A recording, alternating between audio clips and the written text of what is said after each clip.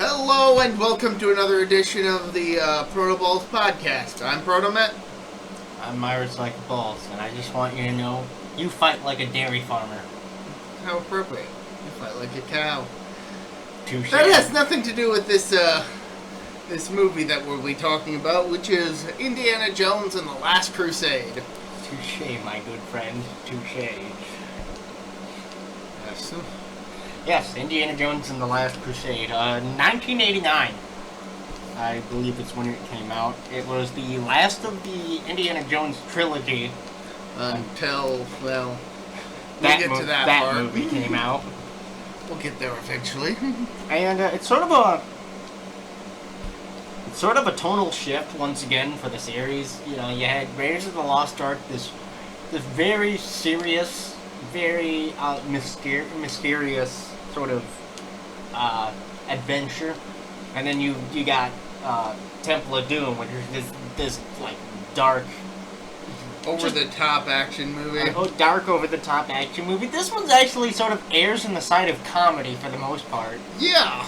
It's very much a more lighthearted family Adventure?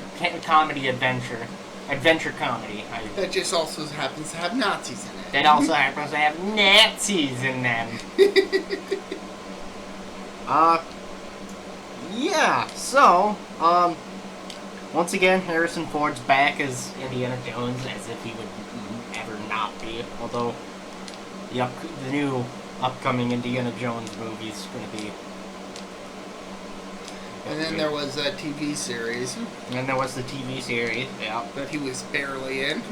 But, there's another big time star here that is just making his first appearance, and we've talked about doing his movies before, but I mean they're a bit long in the tooth. We're talking about the original James Bond, Sean Connery. He is also in this movie. And let's see here. Alison Doodie's in this movie too. Who? Alison Doodie. You said Doodie. Elsa. Yeah. Okay. Yeah, this is one of her big roles. Probably why I don't recognize her name. Well, let's see what else she's done. She was a Bond girl, so there's that too. Okay.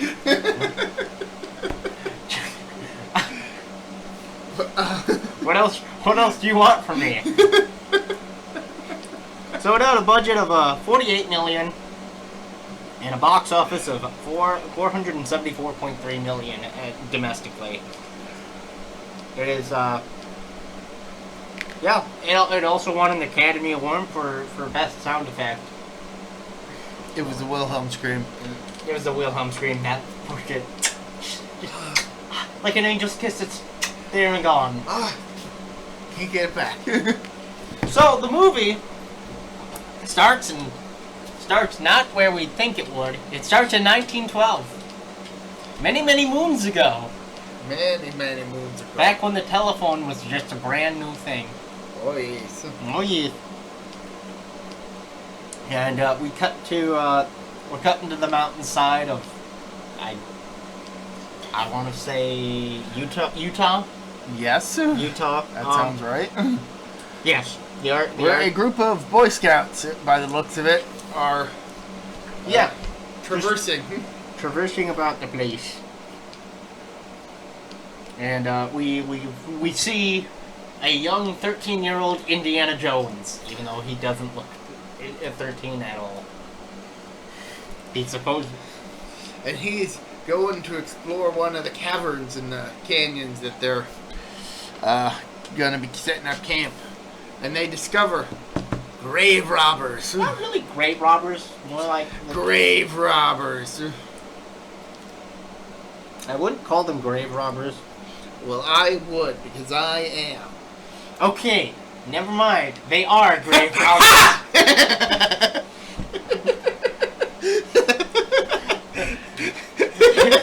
Here's literally the quote where I'm proven wrong. Indy discovers a group of grave robbers who have found a golden crucifix belonging to Coronado. So yeah, they find the cross of Coronado, which is supposedly this crucifix given to him by a priest or a cardinal. Even though the date that the date that they say that the crucifix was given to Coronado was not born yet, or was not a part of the Spanish brigands running about the land, raping and pillaging for gold. So yeah. Anyway, so he steals it, and he gets caught, and he runs. He just makes a break. For context, Indy steals it from the grave robbers. Yes. They catch him, and he runs. He runs. They spot him, and he runs. And then we get just a magnificent chase scene on a circus train, which is very well done, and it explains a lot of Indy's backstory. Yeah. It's because earlier in the movie, he's not afraid of snakes. It's in this chase scene, he falls into like a den of snakes. Yeah, there was actually a really a notable moment when Indy just casually picks up a snake that's scaring the kid that he's with, and like, come on, it's just a snake. It's a snake, nothing to be afraid of. And then he falls into a den of snakes, and that's where his fear of snakes comes from. Because he almost gets attacked by an anaconda or a viper or some. Like, he just falls into a pit of snakes that just so happens to be on this circus train, and nearly dies. And nearly dies from it, and he's just like terrified. Scarred for life. So, and then not only that, he accidentally falls into a lion's den. Yep. And of course has to use the nearby bullwhip to try and save him. Which is where he gets a scar, which ProtoMet never actually noticed. I did not notice that Indiana Jones had a scar. he had a scar through all three movies, and this is where it came from. Yeah, it's not very noticeable, but it's there. If you're paying attention close enough. Yeah, when adult Indy shows up later on in the movie, then I notice it. Yeah. Yep. I'd have to look at the other movies to see if it's there in those. He almost gets castrated by a rhino. All of us were cringing at that scene. All the while still being almost murdered by the grave robbers. Yeah. But anyway, so Indy makes his miraculous escape thanks to some magic boxes. He almost gets caught by Fedora. That's the name of the character who is wearing a fedora in this scene. Not specifically wearing Indy's fedora. Dude, spoilers. Just stick a pin in that for now. It's coming out later. It's gonna come out later, but I mean, we might as well stick a pin in it. Anyway, so he escapes the train via magic box. Now, before all this, he did tell the friend that he was with, the other scout, to go to town go get the sheriff or whatever. Go into the local town and alert the sheriff, his hometown or something. But Indy does manage to get away from the train and get back into town and all the way home. Tries to alert his dad, who's just too busy scribbling in his journal. Indy, Junior. Don't call me that. No, Junior. In Greek. Tells him to count to 10 in Greek. And so the sheriff comes, and he's like, yeah, look, and he's like, there were 4 of them, and they had guns and stuff. And then they show up. And the sheriff's is like, yeah, I'm afraid you're gonna have to return that stolen property. So Indy is forced to hand over the golden cross that he's took from the grave robbers, because the grave robbers were working for a bigwig from town. Called the Panama Hat. That's his name. That's his name in the movie, Panama Hat. I can't come up with a good joke. Yeah. It's because he's wearing a Panama hat. Yeah.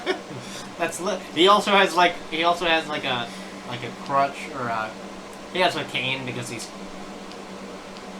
disabled. He's lame? Yeah, lame and disabled. So lame. Shut up. That's what it's called! Shut up. Anyway, so the leader of the guys, he's like, well, you didn't win today, kid. That doesn't mean you have to like it. And he gives Indy his hat, walks out. So then we cut to 1938. And Indy is being beaten up on a boat in the middle of a storm. And who should show up? It's Banana Hammock! It's Banana Hammock, man!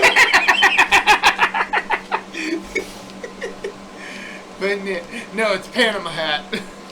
I hate you. And I can't believe that worked. It's because he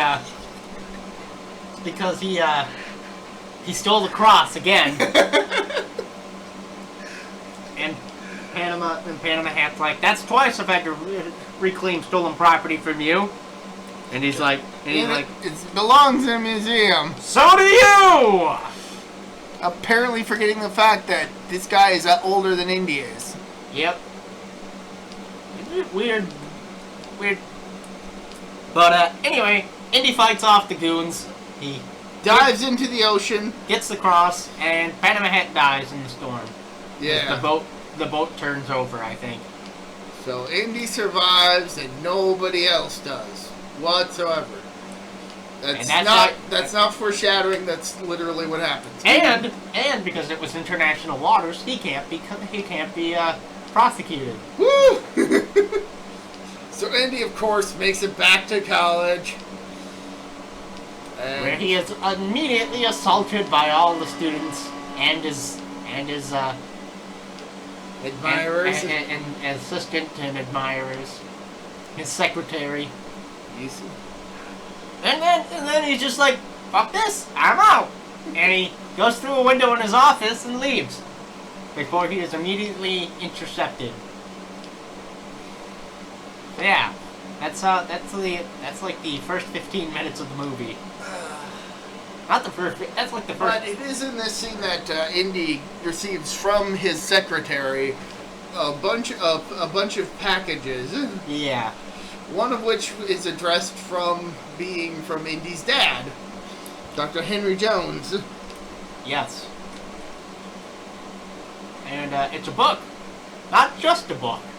It's a diary. We don't find that out yet. I might as well just say it now. It's a diary. Okay, fine. I'm not going to specify what's in it, but just know it's a diary. It's a diary that Dad was scribbling in. Yeah. So he's intercepted and he's met by Walter Donovan. Yes. He's intercepted by Walter Donovan, who's a sort of like a bigwig. He donates to the museum, the university, and whatever. He's basically one of those rich assholes. Anyway, Donovan takes Indy to a party, and when they get a moment alone, he takes him to another room and shows him a fragment of a stone tablet. Yeah, quite. Which Indy recognizes as having to do with the Holy Grail and the Crusade for the Holy Grail, as opposed to any other Holy Grail. Well, and granted, a lot of people do consider some things to be their Holy Grails. Well, to be fair, according to Arthurian legend, there was another Grail. It wasn't the Holy Grail, but it was a Grail. The Grail Knight. Like, and the Fisher King. I've never read Arthurian legend. Basically, I can't remember which night it was, but he meets a Fisher King who is terribly ill and his land has befallen disaster because of an unfortunate fishing accident that left him, unable. He's half fish, isn't he? No. The monsters! Basically, he accidentally got castrated in a fishing accident, and all the knight had to do was ask what the Grail was for, and everything would have been fine. But he didn't, so then he has to go on a series of quests to make up for it. So yeah, that's the Grail Knight and the Fisher King. Okay. Yeah. Anyway, so the Holy Grail. Yeah, no, this is the the grail that was used to catch the blood of Christ as he was being crucified. And was used at the Last Supper. But also catching Yes. the blood as he was crucified. Supposedly. Chop.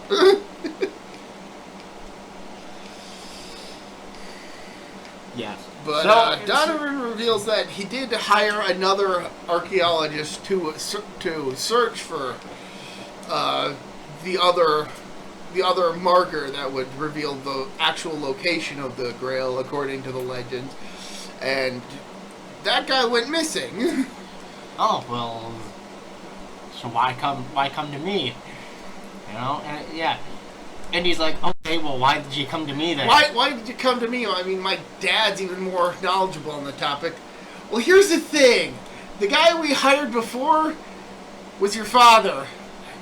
Oh shit. So he and Marcus Brody, The guy from the college from Yeah. the first movie. yeah, let's talk a bit about him. Denham Elliott, he passed away shortly after this movie came out. I believe he passed away in 1991 from complications of AIDS, and he was very sickly in this movie. He didn't really do a whole lot. And yet he still had some pretty good He scenes. still had some pretty good scenes. Mark of a great actor, even while terribly, terribly ill, he still puts on a good performance. Yes. But so they hurried at Indiana's childhood home, and they find it just a mess, completely a mess, just trashed. And Indiana realizes they were looking for the diary, The diary Dad sent to me. which is a That's Grail diary. His dad was super obsessed with the Holy Grail and the search for it. And that's what the entirety of the diary was, containing clues. And this is probably the origin of tropes of people having like diaries and journals that just have clues to treasures. Yeah. That you see in like But- Power Rangers Dino Charge Yep. and Uncharted and But it makes sense here, and it Absolutely. and it has a reasonable explanation. His dad is a professor of medieval literature and medieval history. and he was just absolutely obsessed with the Holy Grail as a hobby. Yeah, it was just a hobby, nothing more. Really, like a lot of people, you know, who talk about searching for a Holy Grail, you know, it takes over their entire life. It's just a hobby. Might be a little obsessed, but oh well. Only kinda. Only kinda, not really. He still teaches medieval history. But yeah, so Dad's gone missing. Indy realizes he has his dad's Grail diary, Yep. and he uses that to try and search for the Grail. Heading to what country is it next? Italy. Heading to Italy and meeting up with Venice. They meet in Venice, Italy, and they meet Austrian. They meet the Austrian professor, Dr. Elsa Schneider. which they don't immediately realize because they only know to seek out a person named Professor Schneider. They don't realize that it's a woman at first until she reveals herself and names herself. And Dr. Schneider and Indy Yep. And go Marcus. to the library. Yep. Schneider, Indy, and Marcus head to the library. And it is while in the library that Indy starts to use the Grail diary to try and figure out the location of the Grail of one of the 3 knights that had found the Grail. Not the tomb of one of the knights. They're trying to look for the tomb of Richard the Lionheart, also known as I believe Richard III. The king of he was the king of England during the Third Crusade. The guy And- from Robin Hood. Yeah, no, that's his brother, No. King John. No. Historically, that's his brother, and Richard the Lionheart was much more liked than King John. I'll say that much. Wait, what? I was thinking of the king that shows up at the end of the Legend of Robin Hood. Which one are we talking about here? Which? Not the asshole king with the sheriff. The other king. The guy who was actually king. While his brother was playing king. Oh, that might have been Richard. Ha! I haven't seen that movie in a while, so. Yeah, I guess that was a bit confusing. I thought you were talking. You thought I was talking about the asshole. Yeah. I wasn't. Anyway. Yeah. Using the notes, Indy does manage to find that the passageway to the crypt of the dead king is located beneath the floor of the library. And there's actually a pretty good moment where Indy uses one of the barrier poles to break open the floor, but he does it but he times it in such a way that it coincides with the librarian stamping books, which confuses the heck out of the librarian. Oh yeah, it's a funny scene.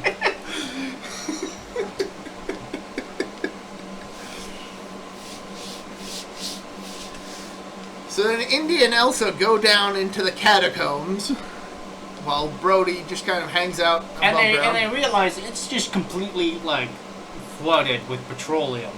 Just like oil everywhere. Gasoline. No reason. It's just, it fermented down there, I suppose.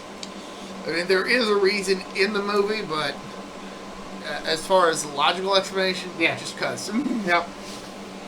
They needed something to light their torches. And then they find the tomb, and Indy uses a special piece of paper. Like tracing paper, which he had previously used to copy the inscription on the tablet fragment. Yeah. And uses that to copy the rest of the inscription from the shield in the tomb to get the full document that was partially destroyed on the tablet. All the while, Marcus Brody gets knocked out from above. Just pa! Alright, take him away. And we're not revealed by who it is. And some shady dudes who decide to light all that petroleum on fire and trap Indy. And this guy thought it was Nazis. Just want to point that out. This guy thought it was Nazis. I'm going to spoil a little bit. They're not Nazis. I thought they were Nazis. They ain't Nazis. So, Indy... In my defense, Nazis are bad guys. Yep. These guys seemed like they were bad guys. This was the time when Nazis were around. It's meant to be a bait and switch. Yeah. So, But, they got me. But, I'm not a fool. So, yeah, they managed to escape, and they managed to escape from the sewers. And they just, like, come out from like, a manhole in the cafe. They just pop out. Which causes a bit of a stir, which is how the people who set the fire are alerted to the fact that they escaped. Because they hear the commotion and go to check, and this results in a pretty lengthy chase sequence that takes on to the waters of Venice and results in a boat chase, and it's pretty action-packed. There's explosions, there's boat chases, and it's a very good... There's a very funny one where two boats are about to converge on each other. Two ships are about to converge on each other. And Indy and Elsa are in one boat trying to get through. The guys who are pursuing them are in another. Indy and Elsa manage to get out, but the other dudes, they get squished. And Indy's like, don't go between them. He's trying to tell Elsa not to go between them. She's mishearing him because there's a lot of noise going on, and she thinks he's telling him to go between them. And they just barely manage to scrape out alive, and he says... And he says to her, and it's like, I said, don't go between the boats. Yeah. But he does manage to get into a fist fight with one of his pursuers, and very nearly kills it. They very nearly get killed with giant ship rotors. Yep. And the guy is like, hey, my soul is prepared. What about you? And he's just like, shit, this guy's actually going to kill himself. This guy is willing to kill himself to accomplish his goals. Nope. Nope, right out there. Throws him onto the Elsa and his boat. And he's like, okay, why are you doing this? And he reveals that he's part of a sect that exists to protect the location of the Holy Grail from anyone who is seeking it for personal gain and just for like malicious purposes. Yeah, the guy's name is Kazim, and Indy basically reveals, I'm not here to find the Grail. I'm here to find my dad. And the guy. Oh, I know where your dad's located. Yeah, the Kazim basically says, well, I have information on that. It's like, oh yeah, he's just over in this one castle.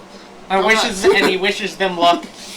And he basically says, well, if you're not here to search for the Grail, then I wish you luck on your quest, and may God lead you. May God lead you to success. He's not a bad guy. Basically. Yeah, once we figure out his motivation for trying to stop Indy, it makes a lot of sense, and we can immediately forgive him for all transgressions. Yep. Because he was just doing his duty as basically a sort of unofficial law enforcement. Yep. Sort of a secret society. Holy law enforcement. Yeah. A theocratic secret police. Yes. Yeah. Unlike the actual secret police. Anyway, moving on. Yep. So Marcus and Indiana uncover the map that was mentioned in the Journal. In the journal, in the Grail Diary, and the shield, the inscriptions, and they find out it's Alexandretta, an ancient city from some place in the desert, from like Egypt. No, Alexandretta in Egypt. Yeah. So we're going back to Egypt. Going back to Egypt. You'd think they would have come up with some more obscure mythology. Well, place. actually, come on. Alexandretta should be. Keep going. He's looking it up, and they get to Egypt. And Okay, I'm off. So Alexandretta today is now Iskenderun.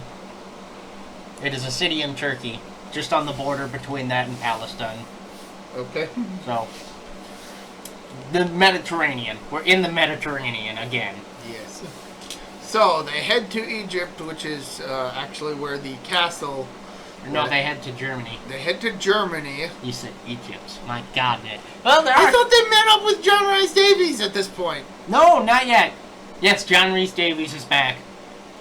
Because why wouldn't he be? But yeah, so they head to Germany. I'm pretty sure that at some point they stop off to meet with John Rhys Davies, and he sticks with Murdoch. Marcus Brody. Murdoch. That's later in the movie, though. But I should mention, so Indiana finds his room a mess. It's a dumb scene. Indiana finds his room a mess. He goes over to Elsa's room, and it's also a mess. Then Elsa and they two get to flirty and la la la la. And they get argumentative, and then they make sweet love. Which we don't get to see, thank goodness. No. Let's just keep this movie going. So they head to Germany and Castle Brumwald of some sort. And yeah, so it's a Nazi-controlled castle. And Indy manages to sneak his way in and actually He knocks out the fucking butler. He basically just knocks on the front door, pretends to be a Scottish lord, and then just knocks out the butler. Just like, fuck you, this is done. It's actually a pretty good scene. But ultimately, Indy does manage to make it to the room that his dad is being held in, and busts in through the window. And is immediately knocked out. Not knocked out, but he is attacked with a pot because Junior? because his dad thought that he was one of the Nazis. I thought you were one of them. Nazis don't go through windows, Dad. Oh, well, that's true.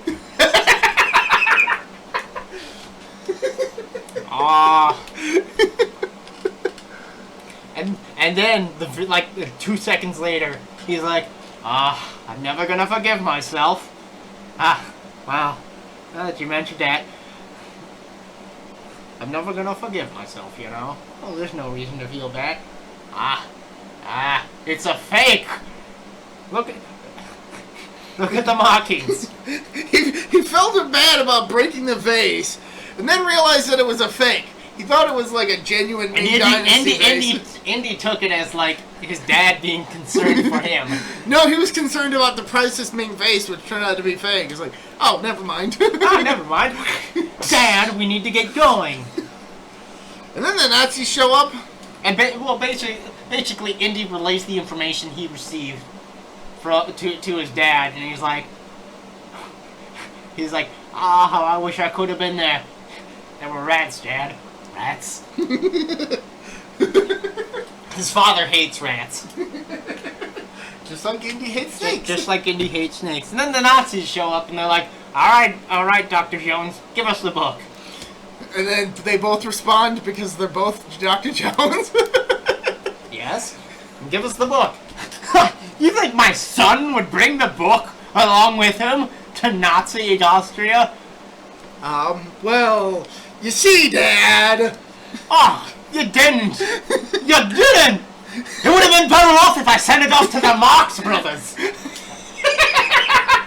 So the Nazis get their hands on the journal. Basically, Indiana is so pissed off at his dad, he just steals the gun and just shoots him down. He kills him, and then he goes over to the next room where Elsa is, and where she's held at gunpoint. And Indy, in order to save Elsa, hands over the journal, and then learns that Elsa was in on the ploy. Yep. She was working with the Nazis. And his dad knew it because she talks in her sleep. Oh no!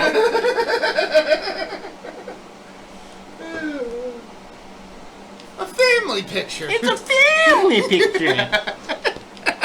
Not like a little father-son bonding, huh?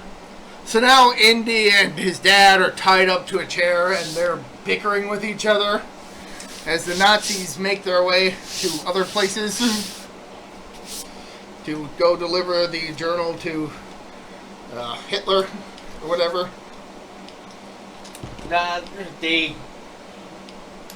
Basically they're gonna take the book and use it for whatever reason. But Elsa notices that it's missing a page, missing a map.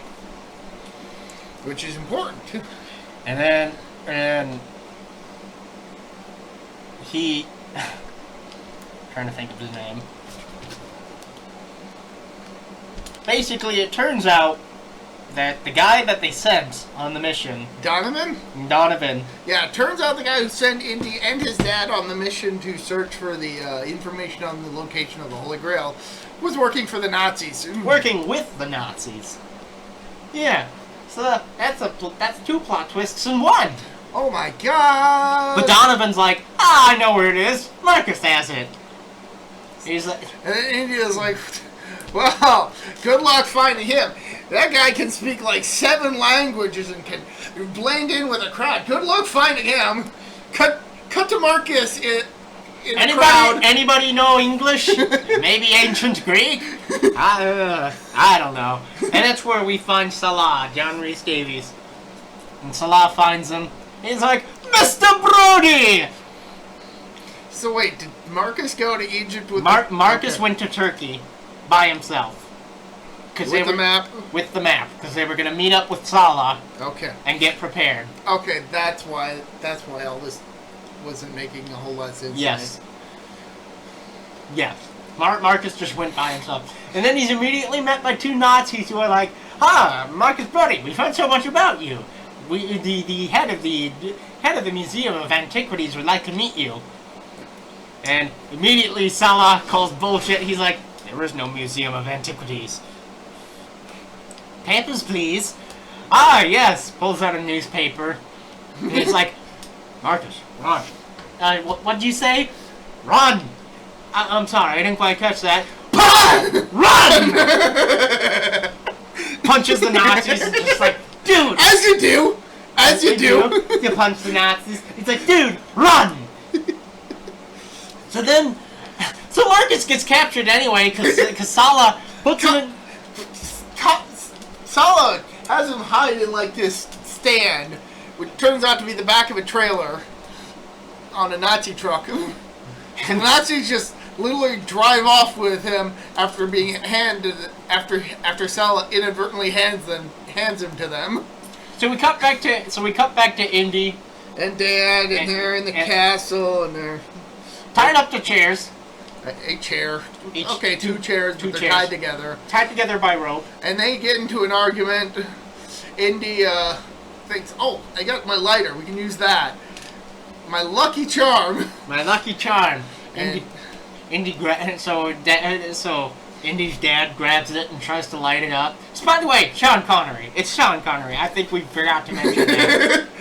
I think everybody who heard our impression. It's okay. The poster is up for the YouTube version. Yeah. They can see it. I think if anybody got our impressions, they would have known immediately it was Sean Connery. Or they would have figured you were like, I don't know. Anyway, moving on. Asshole. And so his dad, Henry Jones, he drops the lighter while it's still on. Because it was hot. Because it burned his finger. So he's like, what's taking so long, Dad? Nothing, Junior. Junior, I'm afraid I have something to tell you.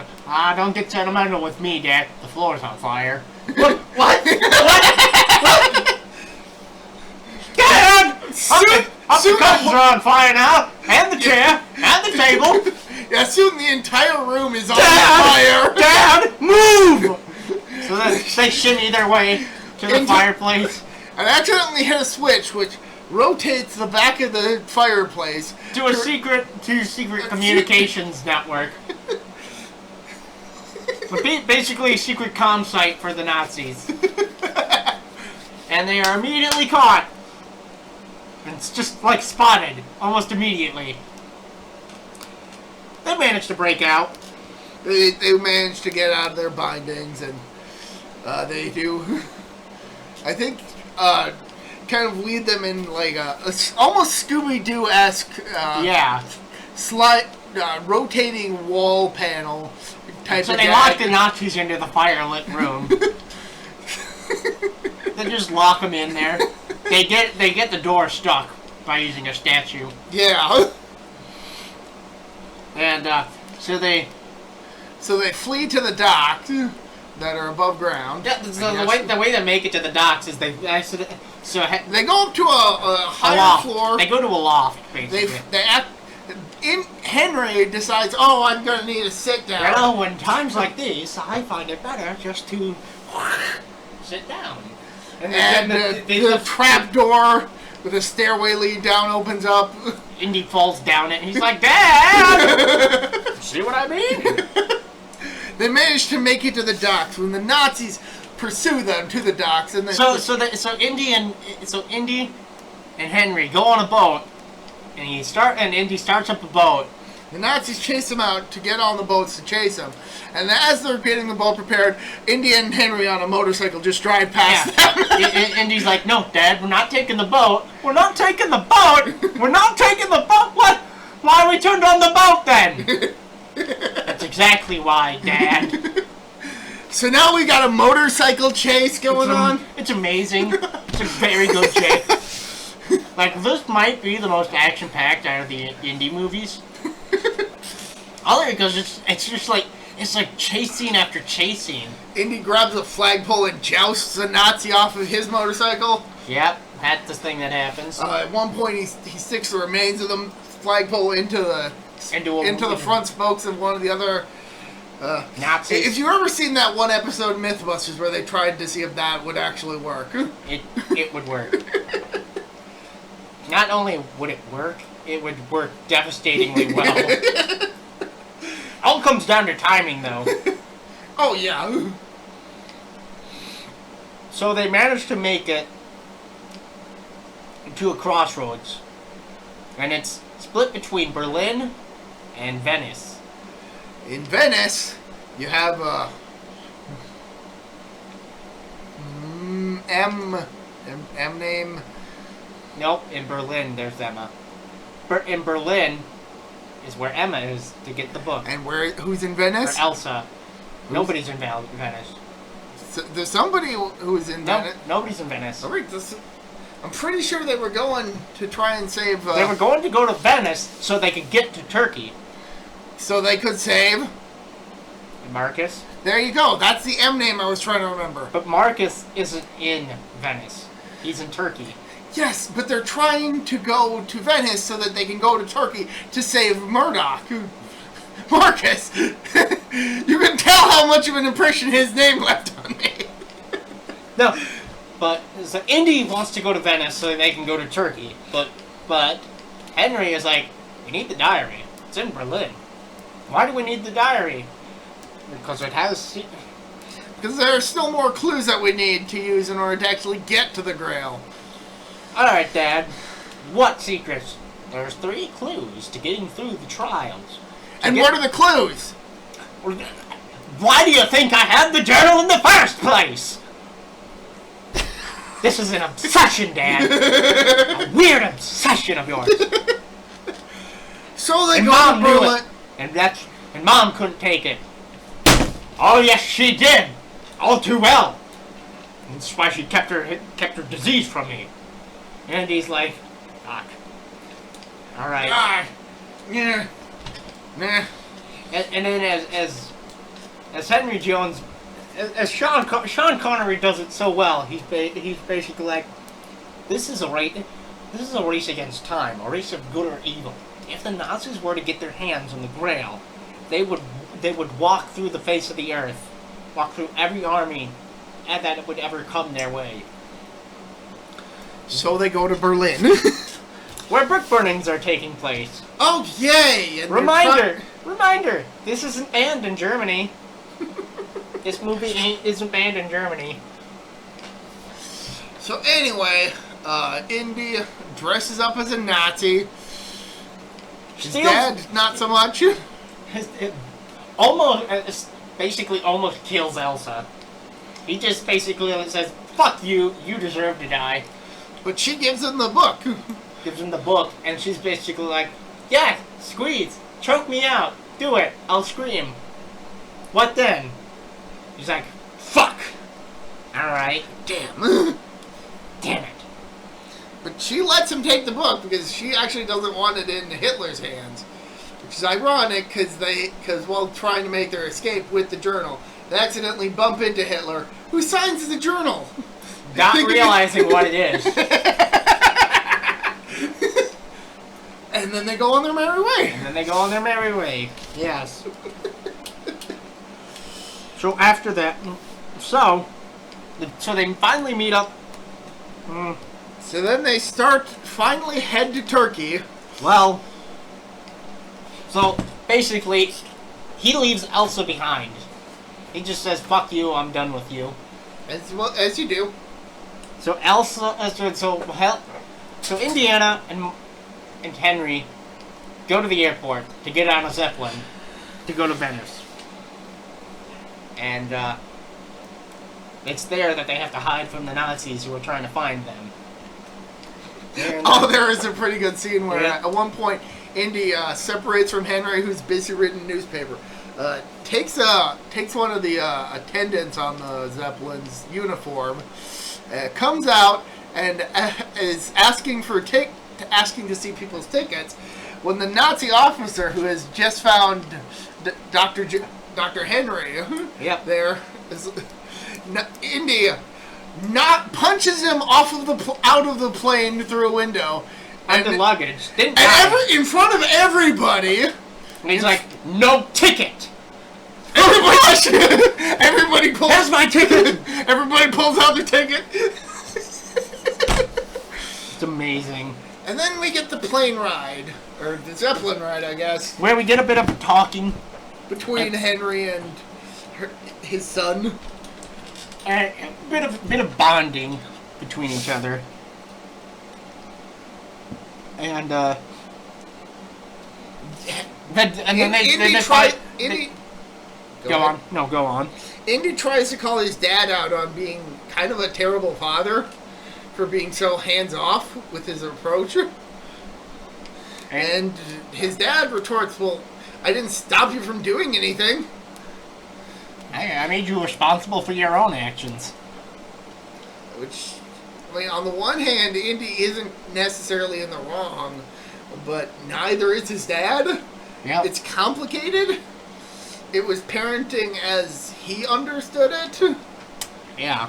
So while he is technically a bad father, he at least has a justification for it and doesn't feel guilty about it because he didn't think he did anything wrong from his perspective. I guess. I'm not necessarily... And Dr. Henry calls Indiana out right on the spot. He's like, well, you want to talk? I'm here right now. What do you want to talk about? It is true. So what do you complain? And Indiana doesn't have a response. So his dad's like, well, what are you complaining about then? It's actually a really good scene. It really does a good job of helping. But then Indiana realizes, turning the Zeppelin around. We need to go. We need to leave. As I was saying, this was actually a damn good character moment for both characters in this movie. Yeah. So the Zeppelin's being turned around. So the Joneses, we're just gonna call them the Joneses from now on. Yeah. So the Joneses escape on like a small plane, like a small biplane, and then they're immediately chased by other planes, by the Luftwaffe. Yep. And it's a good chase scene. It's a good fight scene. Dr. Henry... Dad, 11 o'clock! What happens at 11 o'clock? No! 9, 10, 11, 12, 11 o'clock! Okay. For context, India's trying to tell him these are the positions that are represented by the hands on the clock. Focus your attention on what this time would be on the clock. Yeah. Not the actual time. And there's one point during the whole shootout between the planes where Henry accidentally shoots the tail off. and Indy notices something is wrong, but he's got to keep looking ahead. She's like, Dad, did we get hit? More or less. I'm sorry, Junior. They got us. Completely lying. It's like, yeah, they shot us. They shot us. Like we said earlier, this movie skews more towards comedy compared to the other. So down the plane goes, and oh god, it's a very funny movie, and it's a very good chase. So the plane lands. The Joneses are alright, but they have to run. So they steal a car. They just steal somebody's car. The guy was like changing a tire. He just got finished changing a tire and was about to put everything away, and they steal his car. And he's just stuck there. He can't believe it. So then the plane, the Nazis are fucking dumb. This plane goes down, and Indiana and Henry go into a tunnel, and it follows them into the tunnel because they're fucking dumb. Now, long story short, for Indiana Jones movies, Nazis are dumb. Yeah. As they are in real life. And it blows up. And so they down one plane. Now they're on a beach. And they're about to be shot down. And Dr. Jones is like, give me my umbrella. And so Henry just starts using his umbrella to scare seagulls. which get in the way of the pilot who's pursuing that, the remaining pilot pursuing them. And it blows up the plane. Somehow. Because it crashes. Yes. Also, poor seagulls. And then, Dr. Henry makes a quote. It makes a quote from Charlemagne. And, they meet up. They finally meet up with Sala. It has a quote from Charlemagne and doesn't explain what that quote is. Yeah. Whatever. Yeah. I can't remember what it is. All I know is he mentioned it with Charlemagne. Whatever. Let the birds be my army of the skies, or something like that. So they meet up with Sala and Hatay. And, so the Nazis are basically bribed. Bribed the Sultan. And, they offer them the whole bunch of treasures, but the guy in charge, he wants that fancy-looking car. That's a nice car. Oh, now you can't stand the air conditioner. It's chilly. I see how it is. It's chilly. Yeah, it does get chilly. Yeah. So he just wants the Rolls. He just wants the Rolls Royce. It's like he doesn't care about all the money, which he could probably use to buy 100 Rolls Royces. He wants this one Rolls Royce. Okay, whatever. Donovan is like, it's yours. That reminds me of the one tribe, I think in Africa, either in Africa or the Middle East, that basically worship this Volkswagen given to them by Hitler. And it's like they don't know anything about Hitler other than, hey, they gave us this nice shiny object, let's worship it. Mm-hmm. This is just one of those weird facts of history. Anyway, yeah, so Andy, Henry, and Sala tried to they try to like scope out the expedition, and they're almost found out until the Brotherhood shows up and starts wrecking shit. Not really wrecking shit, just shooting at the Nazis.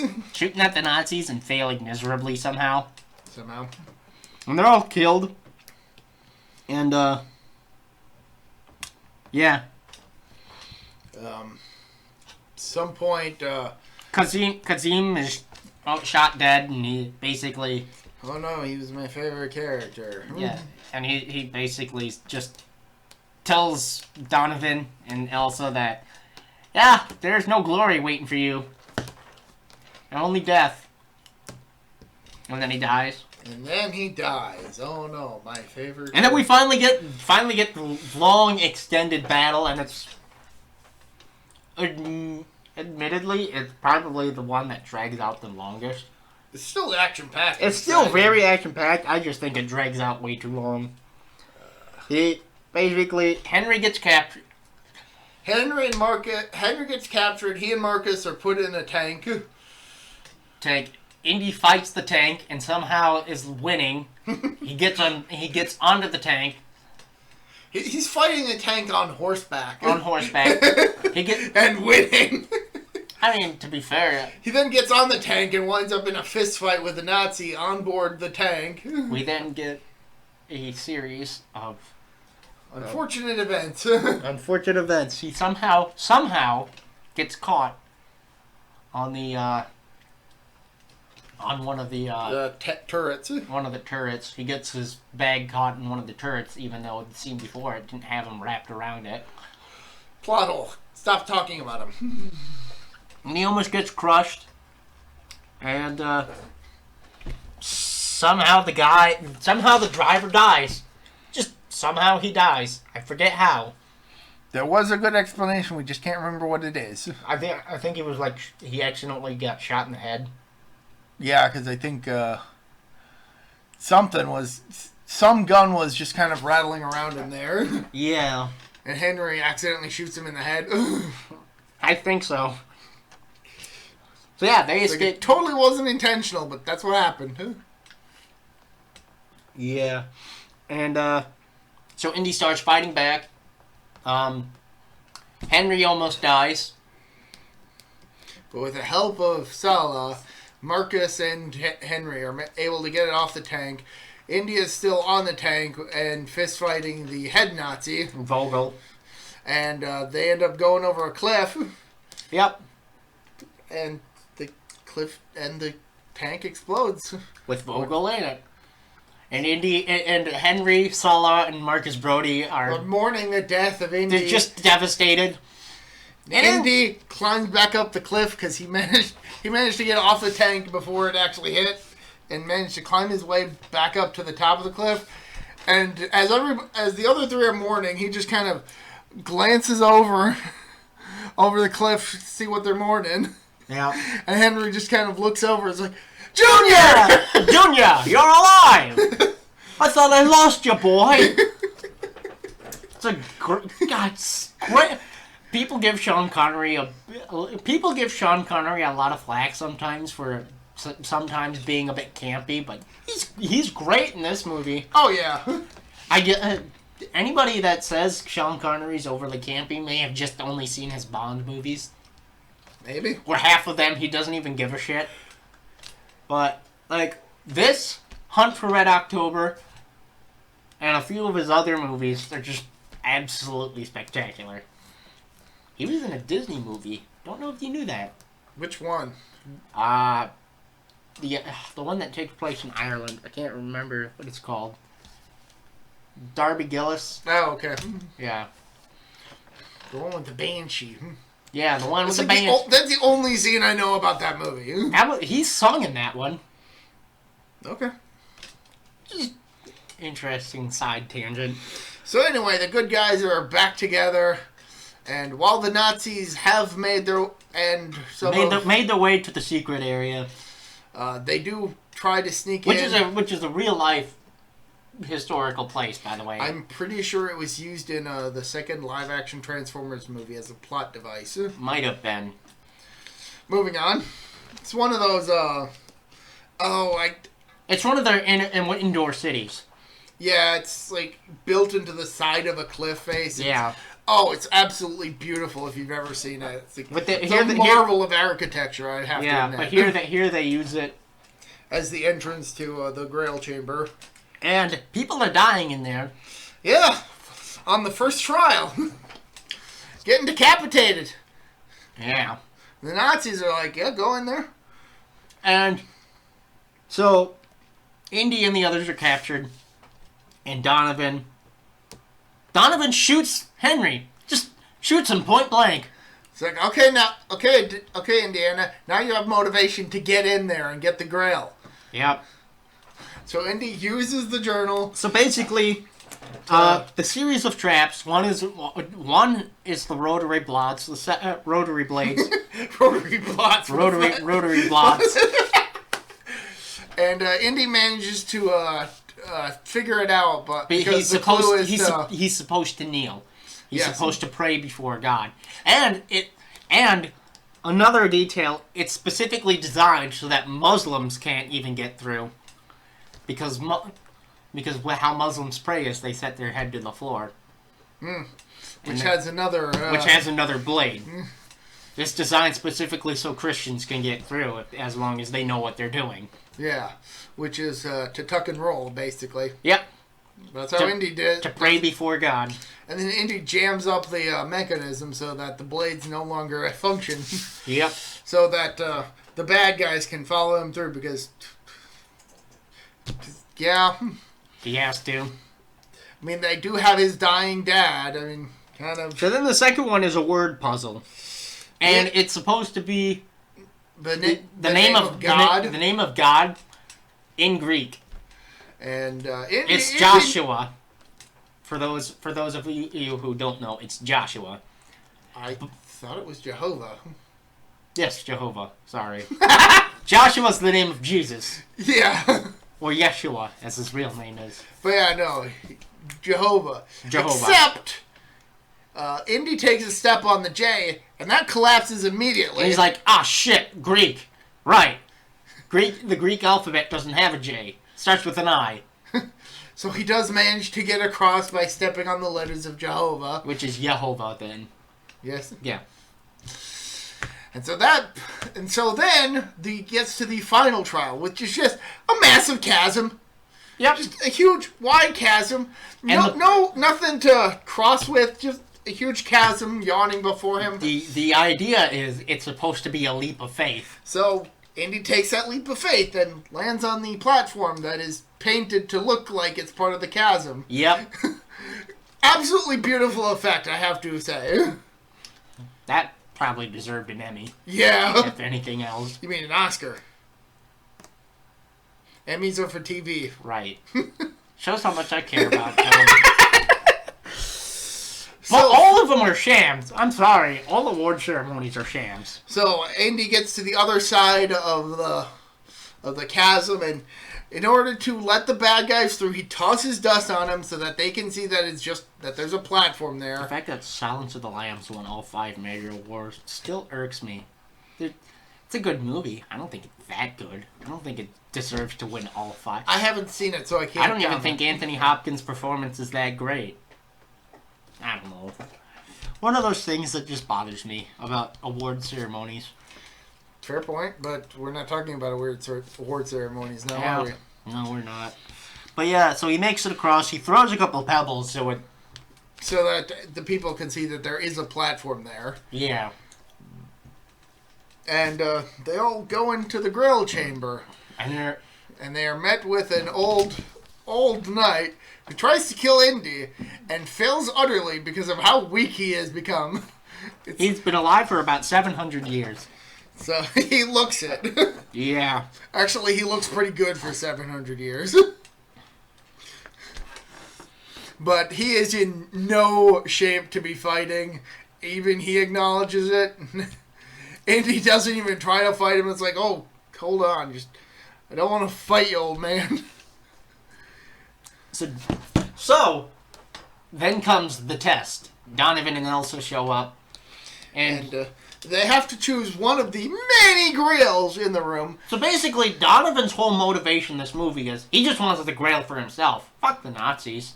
He's just using the Nazis for his own purposes. Yeah.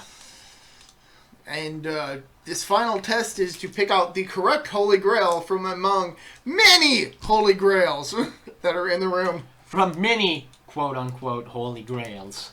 Yeah. And with Elsa's help, he grabs one, goes to the font that has water in it, and takes a drink. And he starts to feel the power before immediately rapidly aging and turning to dust and bones. Elsa did it intentionally. Ha! Elsa was just like, yeah, fuck you, Donovan. You shot Henry.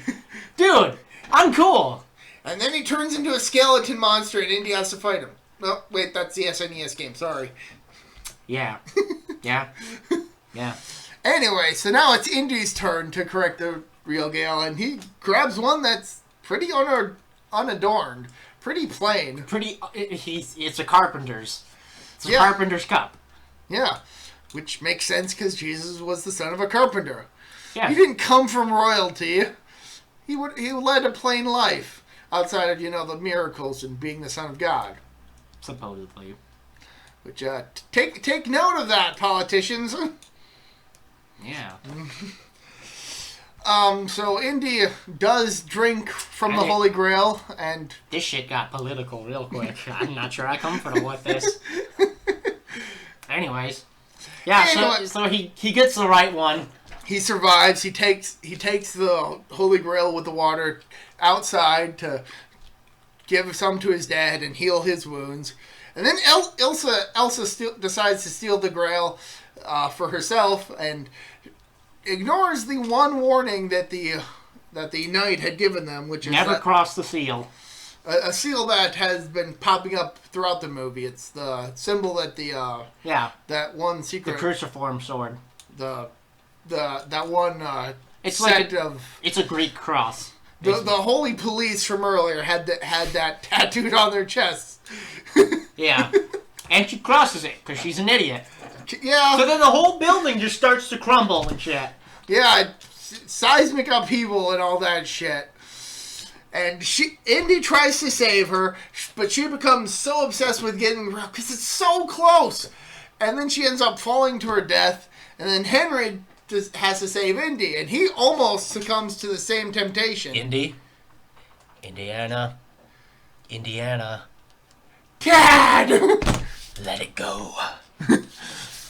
Which, coming from the guy who is the most obsessed with the Grail historically in this movie, him telling his son to just let it go, like, that snaps Indy out of the temptations. Like, you're right, let's get out of here. See, for Dr. Jones, it wasn't about getting the Grail. It was the friends he made along the way.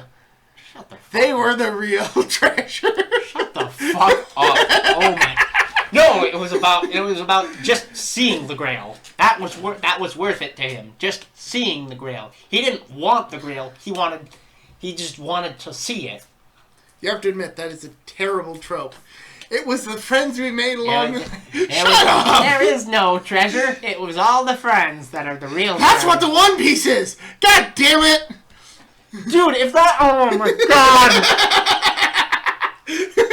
For those of you who don't know what One Piece is... It is a manga series that has been going on for over 20 years now, and good luck trying to get caught up. All about some pirates trying to find a treasure called the One Piece. All because this one other pirate was called King of the Pirates and hit a stash of gold, and he's like, "Oh yes, go find it." Ha! I hid it in One Piece or some shit. No. It's incredibly popular, but oh damn, if you get a bit behind on it, it becomes nigh impossible or too daunting of a task to get caught up. It's a very polarizing show. Very popular considering it's been going for over 20 years, but... You know what else has been going for 20 years? Dragon Ball. Actually, that's been going for 30. I mean, cumulatively, yeah, I suppose. Yeah. I mean, but it had the sense to take breaks and actually have a conclusion. No. Anyway. That only took like 10 years. But yeah, so Marcus, Sala, and Indy, the Joneses. And the Joneses survive. They managed to get out of the crumbling temple. All the Nazis fucked off. They just fucked off. Yeah. It doesn't matter. They're Nazis. They left pretty quickly. Yep. And so they're all... And all the Muslims fled, by the way. And so the good guys, they're riding off on horseback. And Marcus asks Henry, why do you keep calling him Junior? Sala asks them. Sala asks Henry, why do you keep calling him Junior? Henry Jones Jr. I prefer Indiana. Indiana was the dog. Indiana was the dog's name. You're named after the dog? The end. And then Marcus... Best part is Marcus is like, all right, everybody, let's go. I know the way. Because there was there was a joke earlier in the movie where after Indiana was like, oh yeah, Marcus will blend in. Henry was like, do you really trust Marcus? And he gets lost in his own museum. Yeah, and he's like, no, I don't trust him. He got lost in his own museum once. And that was the end of the movie. A fantastic movie, mind 9 out of 10. I would agree. That is a 9 out of 10 material. 9 out of 10. Don't know what we rated. Don't know what we rated Raiders of the Lost Ark, but I'd probably rate it very similarly. Right.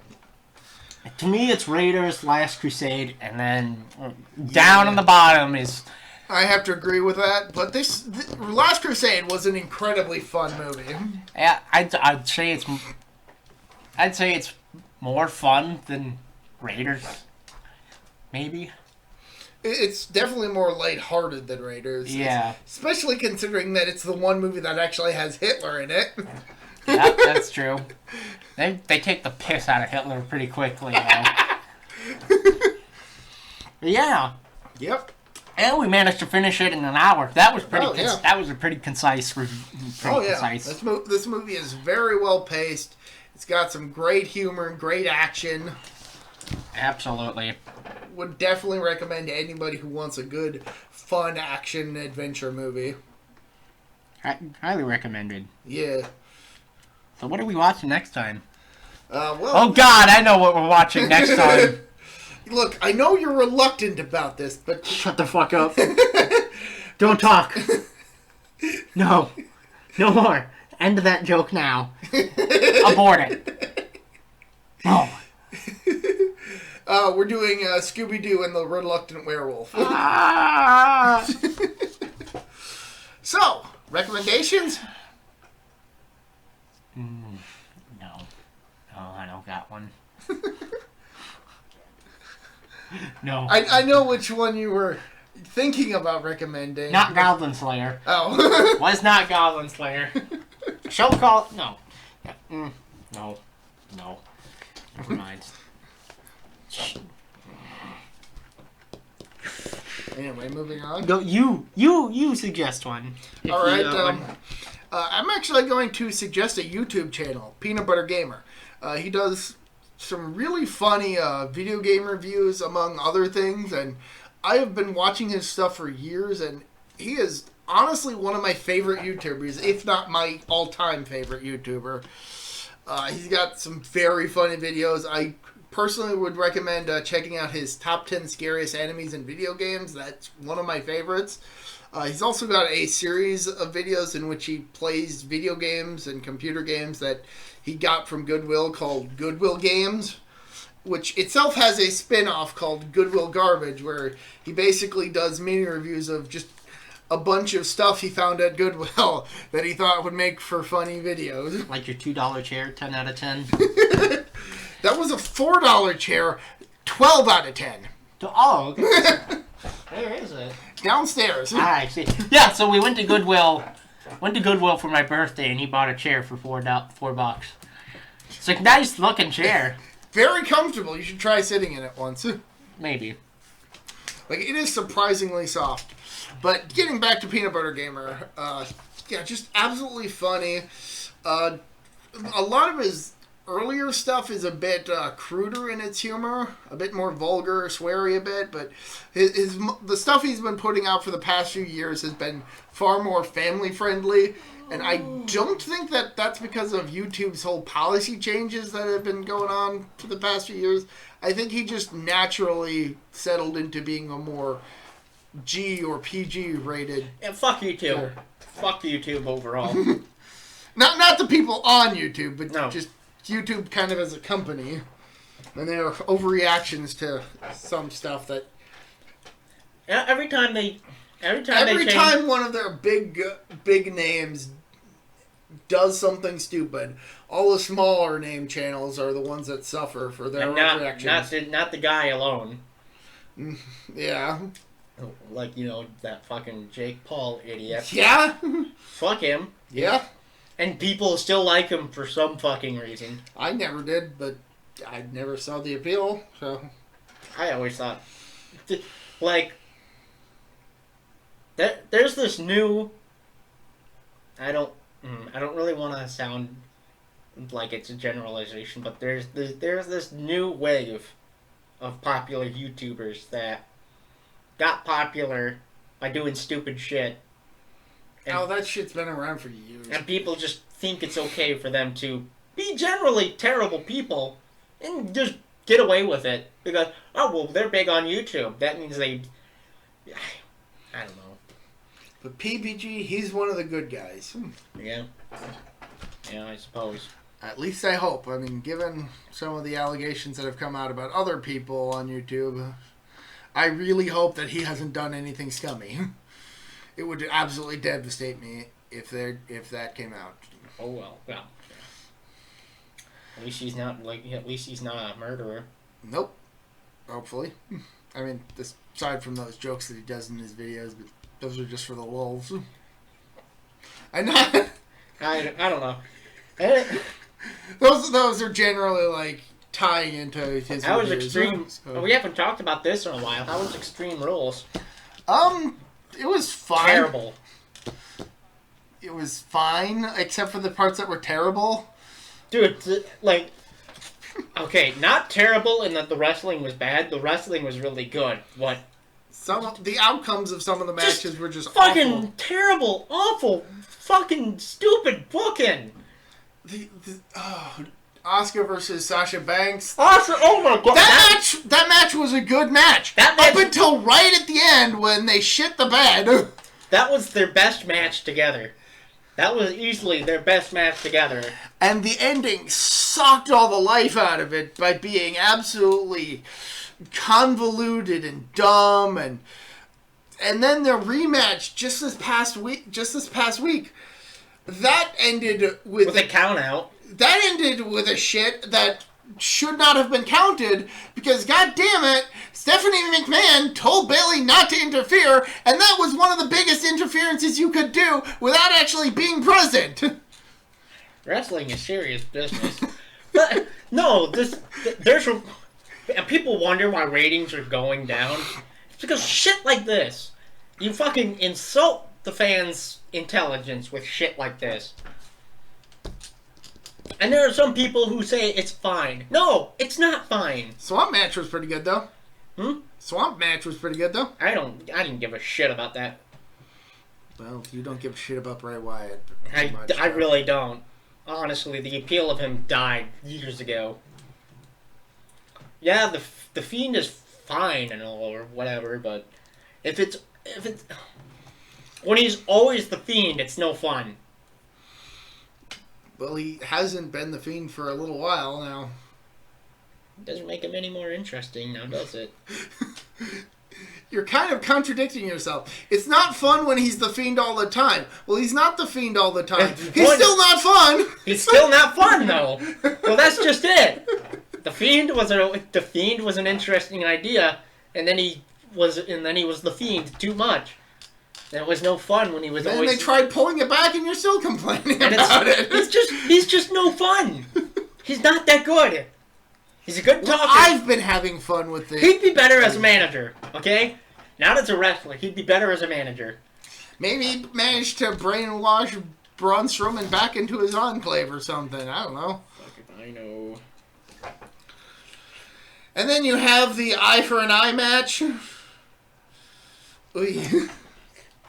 Match was great. They didn't. The ending was dumb. They used a fucking fake eye. Did you see that shit? No, I didn't, because I didn't see shit. You didn't see shit in that match. I guess. It was a good match, though. Very good match. Up until it was interesting to see. Oh, how's the eye going to be extracted? How are they going to do that? And then it's the exact same way that this whole shit started. So they tried to have it go some interesting ways, but then ultimately just had it end the same way this whole mess started. It's so Dominic can beat Rollins. I'm calling it. I want that to happen, honestly. I mean, it's been teased so goddamn much. Yeah. I mean, shit, they even tried pulling that whole eye gouging thing again this past Raw. Except this time it was Buddy Murphy and Aleister Black. Yeah. Anyway. Yeah. Yeah. Good matches, just shit, abhorrent, awful booking. Although I will give the Dolph Ziggler-Drew McIntyre match its props. With Dolph Ziggler putting the stipulation that he could use the Extreme Rules, but Drew McIntyre couldn't. Yeah. And Drew McIntyre still kicked his ass. Yep. Like, this show infuriated me and pissed me off. But I don't think it's the same level as Hell in a Cell from last year. That... Hell in a Cell from last year. The Rollins Fiend match. That was a whole new level of just anger. I liked it, but I have terrible taste. You heard it here first, folks. Man has terrible taste in wrestling. That's alright. Alright, I think it's about time to bring this to a close. Yeah. I've been ProtoMet. This is my Recycled Balls. See ya. Have a good one.